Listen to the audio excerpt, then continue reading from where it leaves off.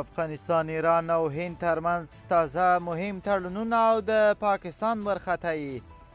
د متقي او هندي چارواکو لیدنه پسې طالب پلوی چابهار کې د نمایندګۍ جوړولو لپاره ایران ته لاړ.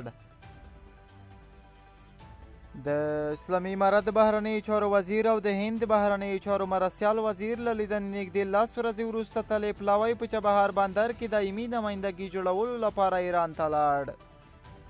د امیر خان متقي او وکرم مصري لیدنه کې پرېکړه وشوه چې د مرستو او سوداګریزو چارو د ملاتړ لپاره د چابهار کارول زیات شي. د اسلامي امارت د صنایعو او سوداګرۍ وزارت نن په خپله ایکس پاڼه کې لیکلي د دغه وزارت د ترانزیت چارو رئیس محمد الله بختیار په مشرۍ پلوی به په چابهار بندر کې د دایمي نمایندګۍ پر جوړولو سربیره د اسلامي امارت لوړپوړو چارواکو د مخکیني سفر پر مهال د شویو تړونونو تخنیکي چارې هم تعقیب کړي.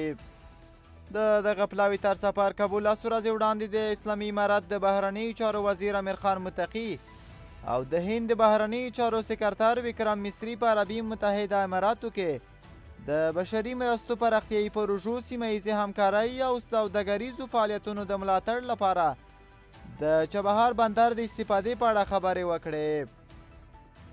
د اسلامي امارت او هند بهرنیو چارو وزارت استازو د یادې لیدنې په اړه د هند بهرنیو چارو وزارت اعلامیه وایي پرېکړه وشوه چې د بشري مرستو او سوداګریزو فعالیتونو د ملاتړ لپاره د چابهار بندر کارول زیات شي.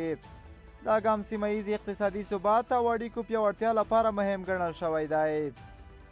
د راپورونو له مخې د هند د اسلامي امارت او پاکستان ترمنځ د ډیورنډ کرښې په اوږدو کې د جنګیالیو د فعالیتونو پر سر له راټوکېدلو اختلافونو څخه سوداګریزه ګټه پورته کوي او غواړي افغان سوداګري د چابهار بندر په لور لاړه شي.